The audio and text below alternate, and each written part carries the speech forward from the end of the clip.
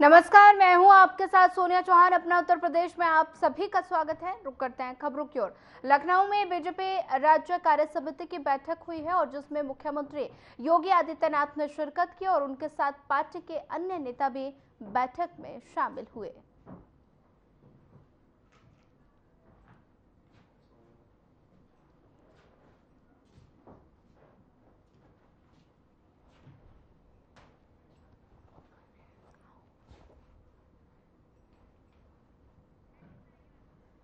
बैठक में सीएम योगी ने की शिरकत और साथ ही पार्टी के अन्य नेता भी बैठक में शामिल हुए।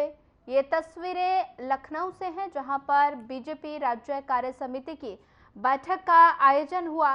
बैठक में उत्तर प्रदेश के मुख्यमंत्री योगी आदित्यनाथ ने भी शिरकत की और साथ ही पार्टी के अन्य नेता भी बैठक में शामिल हुए।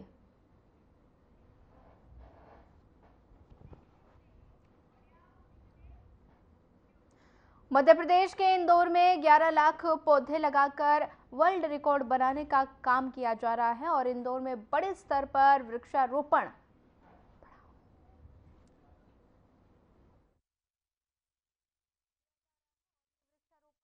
रेवती रेंज में किया जा रहा है और ये वृक्षारोपण आज केंद्रीय गृह मंत्री अमित शाह की मौजूदगी में होने वाला है और Guinness book of world record मापदंडों के तहत ये वृक्षारोपण किया जा रहा है। वृक्षारोपण को लेकर केंद्रीय गृह मंत्री अमित शाह ने एक्स पर पोस्ट करते हुए कहा कि आज एक विशेष दिन है जब इंदौर वासी 11 लाख पौधे लगाकर वर्ल्ड रिकॉर्ड बनाने जा रहे हैं।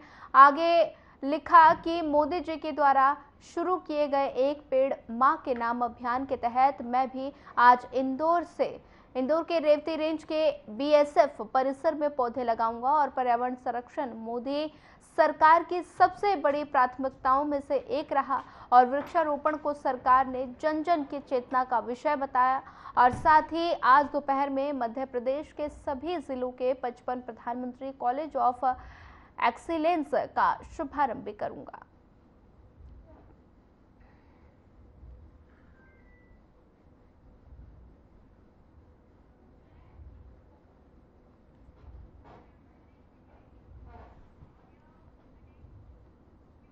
राजधानी लखनऊ के सरोजनी नगर में एक युवती की हत्या से इलाके में हड़कंप मच गया। 30 वर्षीय सीमा लोधी का शव तालाब किनारे मिला। युवती के सर पर गहरे चोट के निशान मिले। जानकारी के अनुसार युवती सरोजनी नगर के रानीखेड़ा की रहने वाली थी और घटना की सूचना मिलने पर डीसीपी टीएस सिंह और साथ ही एडीसीपी शशांक सिंह घटनास्थल पर पहुंचे।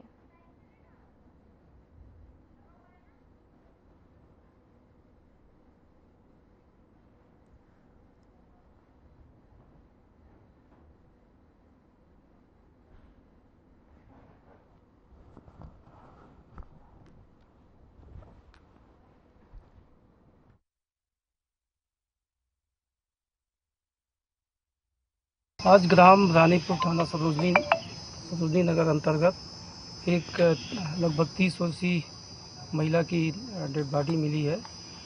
देखने से प्रथम दृष्टया हत्या कारित किया जाना पाया जा रहा है और मृतका का पंचायतनामा भर करके कार्रवाई की जा रही है। साथ ही फोरेंसिक टीम बुलाई गई है। फोरेंसिक टीम ने भी मुआयना किया है और उसके समस्त एंगल को देखा जा रहा है। परिजनों से तहरीर लेकर के अभियोग पंजीकृत किया जा रहा है।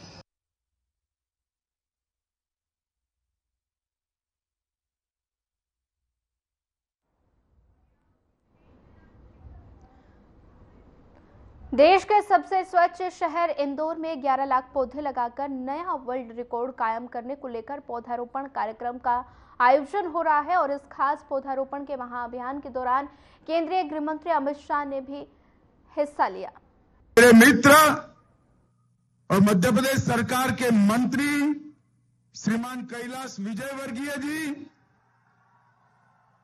जल संसाधन मंत्री मध्य प्रदेश श्रीमान तुलसी सिलावट जी, हमारी केंद्रीय मंत्री बहन सावित्री ठाकुर जी, इंदौर के सांसद शंकर लालवानी जी, बहन कविता पाटीदार जी, जिनके नेतृत्व में अभियान चल रहा है, इंदौर के प्रथम नागरिक श्री पुष्यमित्र भार्गव जी, सारे विधायकगण, एक विशेष उल्लेख आज मैं करना चाहता हूं।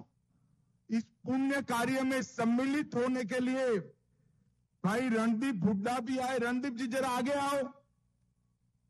रणदीप जी का विशेष उल्लेख करना इसलिए जरूरी है कि एक ऐसे चरित्र को उन्होंने चिरंजीव बनाया। वीर सावरकर को चलचित्र में जिंदा हमारे सामने करने का काम रणदीप जी ने किया है।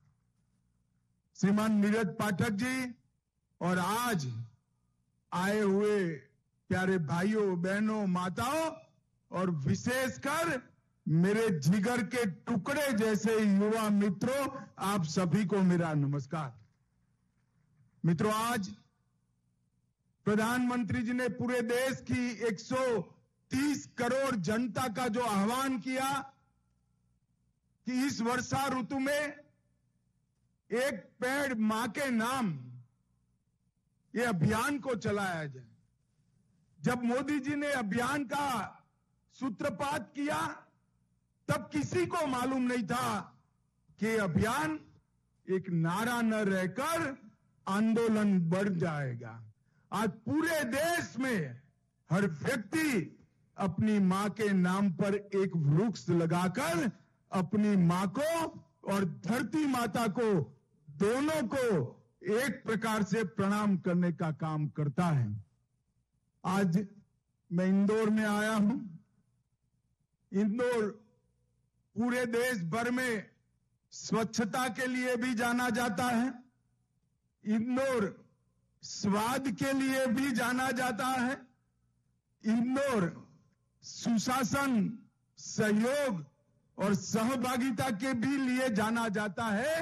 आज से इंदौर एक पेड़ मां के नाम के वृक्षारोपण के नाम से देश भर में जाना जाएगा। आज जो आप एक विश्व विक्रम बनाने जा रहे हैं, वो विश्व विक्रम पुण्य श्लोक अहल्याबाई की नगरी को नए कीर्तिमान के साथ पूरे विश्व में प्रसिद्ध करेगा। इंदौर स्मार्ट सिटी तो बन ही गया था, मेट्रो सिटी भी बना, क्लीन सिटी भी बना, मॉडर्न एजुकेशन का हब भी बना और अब इंदौर ग्रीन सिटी के नाम से जाना जाएगा। इसका हम सबको आनंद है। भाइयों बहनों, मैंने थोड़ा यहां आने से पहले पूरे कार्यक्रम की डिटेल जानना चाहिए थी। कैलाश जी ने मुझे भेजा भी। इन्होंने इंदौर में रहते हुए हर समाज को इसके साथ जोड़ा है। ये कार्यक्रम केवल शासन का कार्यक्रम नहीं है। शासन सुविधा कर सकता है, शासन कार्यक्रम को सफल नहीं कर सकता है, आंदोलन को सफल नहीं कर सकता। इन्होंने पूरे इंदौर की जनता को इसके साथ जोड़ा। हमारे युवा मेयर ने हर जाति को, हर समाज को जोड़कर उनके महापुरुषों के नाम से अलग अलग वन बनाने की शुरुआत की। बरगद, नीम, पीपल, ऐसे लंबा जीने वाले वृक्ष बोए। अमरूद, मधुकामिनी, करोंदा, बेलपत्र, सीताफल और आंवला जैसे औषधीय गुणों वाले वृक्षों को भी लगाने का काम किया। और इसके साथ साथ ये परिसर के अंदर जहां 9 वन बनेंगे, वहां 3 तालाब बनाकर उसको सिंचाई की व्यवस्था का भी काम किया है। आज मित्रों, मैं इस मंच से भारत के सभी सीएपीएफ के जवानों को भी मनपूर्वक सैल्यूट करना चाहता हूं, क्योंकि हमने एक शुरुआत की थी। मई 24 तक 5 करोड़ वृक्ष सीएपीएफ लगाएगा।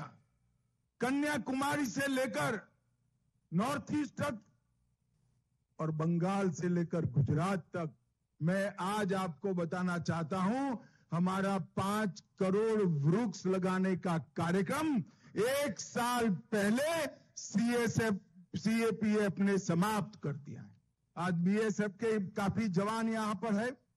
5 करोड़ 21 लाख पौधे सीएपीएफ ने लगाए हैं और इस साल और 5 करोड़ पौधे हम लगाएंगे तो हम आने वाले 1 करोड़ पौधे लगाएंगे तो 24 तक 6 करोड़ पौधे का हमारा काम पूरा हो जाएगा। भाइयों बहनों, मोहन जी ने थोड़ा उल्लेख किया कि वृक्ष का हमारे शास्त्रों में कितना वर्णन किया है। वृक्ष का महत्व समझाते हुए मत्स्य पुराण में लिखा गया कि 10 कुओं के बराबर एक बावड़ी होती है, 10 बावड़ी के बराबर एक तालाब होते हैं, 10 तालाब के बराबर एक पुत्र होता है और 10 पुत्रों के बराबर एक वृक्ष होता है। तब जाकर ये वृक्ष के पुण्य को हमें समझाने का काम किया है। मित्रों, जिस तरह से विकास हो रहा है, हम अपनी अपनी सुविधा बढ़ाते जा रहे हैं। एक समय है, मोदी जी ने कहा है, पीछे मुड़कर आने वाली पीढ़ियों के लिए आगे देखिए। पर्यावरण की चिंता पूरे देश नहीं, पूरी दुनिया के लिए आज महत्वपूर्ण बनी है। कार्बन डाइऑक्साइड और मोनोऑक्साइड ने ओजोन के स्तर को कम करा है। बहुत बड़े बड़े छिद्र ओजोन के स्तर के अंदर बने हैं, जिससे पृथ्वी पर गर्मी बढ़ने लगी है। जलवायु परिवर्तन को अनुभव किया जाता है और आज ये जो अभियान मोदी जी ने चलाया है, ये एक प्रकार से इसका सटीक जवाब। भाई और बहनों, मैं मध्य प्रदेश आया हूं। मध्य प्रदेश के लोगों को मैं बहुत बधाई देना चाहता हूं, क्योंकि मैं हमेशा मध्य प्रदेश को भारत का फेफड़ा कहता हूं। पूरे भारत को ऑक्सीजन देने का काम मध्य प्रदेश करता है। बहुत कम राज्य है जहां 31% फॉरेस्ट कवर है। राज्य के क्षेत्रफल का 31% क्षेत्र फॉरेस्ट कवर में आता है और पूरे देश के कुल फॉरेस्ट कवर का 12% मध्य प्रदेश के अंदर है। भाइयों और बहनों, और इसीलिए राज्य के अंदर ढेर प्रकार का इसके अनुकूल पर्यटन का भी बढ़ावा हुआ है। 6 टाइगर रिजर्व, 11 नेशनल पार्क, 24 अभ्यारण्य और प्रधानमंत्री जी अब चीते भी लेकर कुनों में आ गए हैं, जिससे हमारे पर्यावरण को आगे बढ़ाने का काम होगा। भाई और बहनों, मोदी जी ने G20 में one earth, one family, one future, इसके साथ साथ ग्लोबल बायोफ्यूल अलायंस, ये इतने सारे इनिशिएटिव लिए कि यूएन ने उनको चैंपियन ऑफ अर्थ का पुरस्कार देने का काम किया। और COP28 में मोदी जी ने ग्रीन क्रेडिट प्रोग्राम को प्रपोज किया है। राष्ट्रीय स्तर पर अनेक सारे इनिशिएटिव हमने पर्यावरण की सुरक्षा के लिए लिए।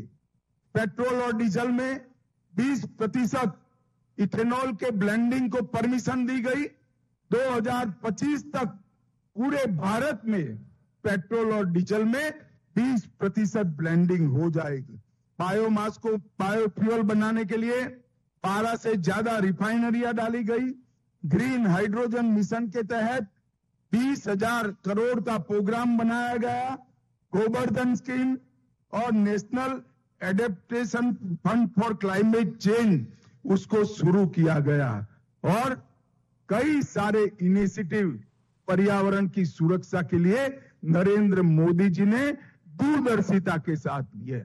मोदी जी जब गुजरात के मुख्यमंत्री थे, तब पूरे भारत में सबसे पहले पर्यावरण विभाग शुरू करने वाली गुजरात सरकार देश भर में सबसे पहली सरकार थी।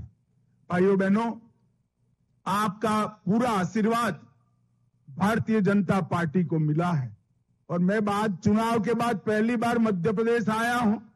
मैं मध्य प्रदेश की जनता को हृदय से 2 हाथ जोड़कर प्रणाम करना चाहता हूं। मोदी जी तीसरी बार प्रधानमंत्री बने हैं। इससे हम सब जानते हैं देश सुरक्षित बनेगा, देश समृद्ध बनेगा, देश आधुनिक बनेगा और पूरे विश्व के अंदर हर क्षेत्र में देश नंबर 1 बनेगा। मगर इसका श्रेय अगर किसी को जाता है तो वो कुछ राज्यों में से एक मेरा मध्य प्रदेश है, जिसके 29 की 29 सीटें मोदी जी की झोली में डाल दी। मोहन जी के जीतने के बाद मध्य प्रदेश में कई सारे विकास की शुरुआत हुई। इंफ्रास्ट्रक्चर हो, एजुकेशन हो या आर्थिक स्थिरता लानी हो। अभी अभी मोहन जी ने 3,65,000 करोड़ का बजट रखा, जो अब तक का मध्य प्रदेश का सबसे बड़ा बजट है, जो विकास और किसान दोनों के बीच में संतुलन लाता है। शिक्षा के क्षेत्र में भी आज ही कई सारे इनिशिएटिव होने हैं और कृषि क्षेत्र में दुर्गावती अन्न प्रोत्साहन योजना से किसानों की मदद भी की है। आज मैं यहां आया हूं तब मैं मध्य प्रदेश के पूरे नागरिक भाइयों बहनों को विनती करने आया हूं। वृक्ष बोना बड़ा सरल है, वो एक कार्यक्रम होता है, मगर वृक्ष को अपने से बड़ा ऊंचा करना ये बहुत कठिन होता है। जिन जिन लोगों ने वृक्ष बोए हैं, ये सबको मेरा निवेदन है कि वृक्ष को बड़ा करते तक अपने बेटे की तरह इसकी चिंता करना। बाद में यही वृक्ष एक माँ की तरह आपकी चिंता करेगा, इसका मुझे पूरा विश्वास है। भाइयों बहनों, फिर से एक बार सभी आयोजकों को, इंदौर नगर निगम, मध्य प्रदेश सरकार, यहाँ के विधायक और मंत्री, सभी को हृदय पूर्वक मैं बहुत बहुत शुभकामनाएं देता हूं। इंदौर शहर के अंदर 51 लाख वृक्ष लगाना ये अपने आप में बहुत बड़ी बात है और एक दिन में 11 लाख वृक्ष लगाना भी अपने आप में बहुत बड़ी बात है। आप सभी को ढेर सारी शुभकामनाएं। धन्यवाद। वंदे मातरम। भारत माता की जय। दिल्ली में तीसरे CGCTC और साथ ही साइबर सिक्योरिटी कॉन्फ्रेंस का आयोजन किया गया, जिसमें उपराष्ट्रपति जगदीप धनखड़ ने शिरकत की। आइए क्या कुछ कहा उन्होंने, आपको भी सुनाते हैं। To me. Let me reveal the secret of it. We are from the same school. We were in the same house. I have been his great admirer.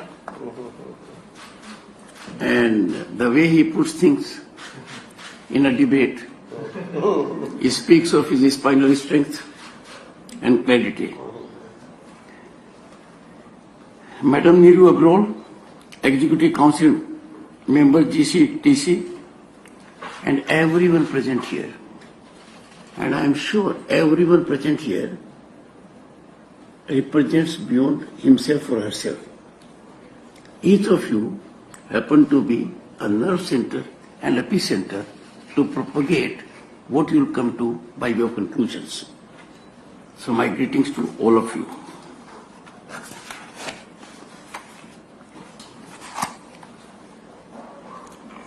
General Singh said, you do not have an agenda. In a sense, true, because it is taken to be stigmatic. You are serving a predetermined cause. But I can say, after having gone through your earlier 2 conferences, you have an agenda.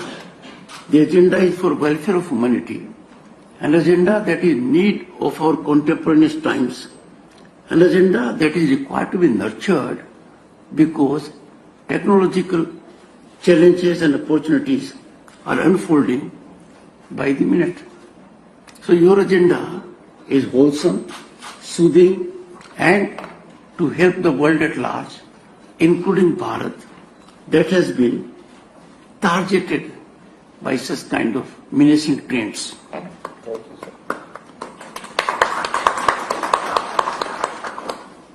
A think tank, if we examine in global terms,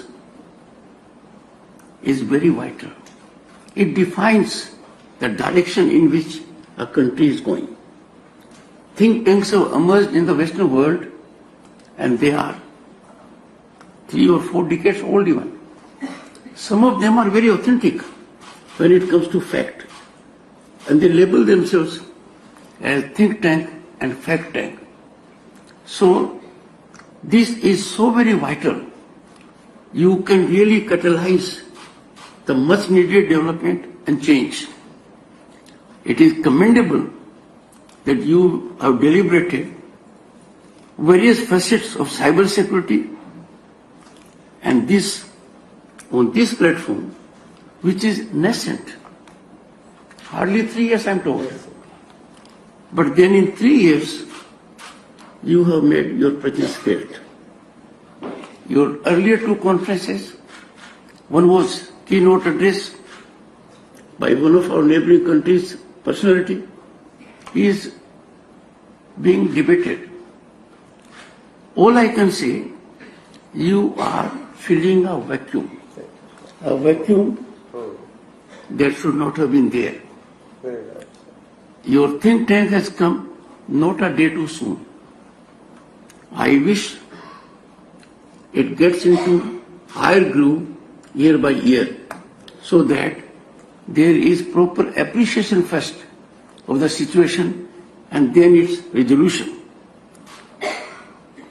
Convergence of acclaimed human resources with great exposure and experience in varied areas make this institute, this think tank, remarkable and extremely relevant. When I look at your patrons, and I know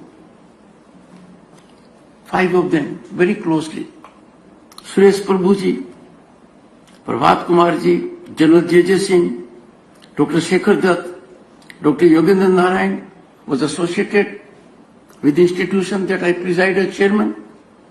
Prakash Singh ji, as a lawyer, as a senior advocate, I have been in touch with him. A man committed to transform police by reforms. He has accessed judiciary with wholesome motivations and got outcomes that are doing all of us very good. We have Shashank ji. I had the occasion to work as part of his team about a decade ago. I know the enormous potential and talent he has. And then you have Executive Council. So I can say without fear of contradiction that this think tank has the potential to emerge as a global think tank that can help formulate policies in the area that is your focus area. Friends, to bring intelligent people together is never easy. I am not reflecting on Rajya Sabha. It has intelligent people, and it's not that every time they are not on the same page. They are on the same page on occasions. But here I find congeniality, cooperative, collaborative approach, and more important, and I was happy and delighted to share it with my team. You are in mission mode with a passion to deal with a problem. The problem is writing on the wall for all of us. Friends, economic activity defines a nation. Just imagine what was our situation. In 1989, when I was elected to Parliament, Lok Sabha, and had the good fortune to serve Bharat by being a central minister, the size of Indian economy then was smaller than the size of economies of London and Paris. Just a decade ago, we were taken as a fragile 5 countries on the point of economy. What a jump in a decade. From slot number 11, we are at number 5. And look at, we are marched ahead of whom? UK, France, Canada, Brazil, and it's a matter of time. We'll be ahead of Japan, and Germany. But then, this is one indicator. We have to go to the another indicator also. An indicator of economic growth that is relatable to every individual, because our size at the moment has to be seen in the context of our demographic size. So I have no doubt that our economy is looking up, and it is looking up on account of various steps taken. We never imagined that there will be banking inclusion of 5. फिलहाल इस bulletin में इतना ही। ज्यादा खबरों के लिए बनी रहिए हमारे साथ। नमस्कार।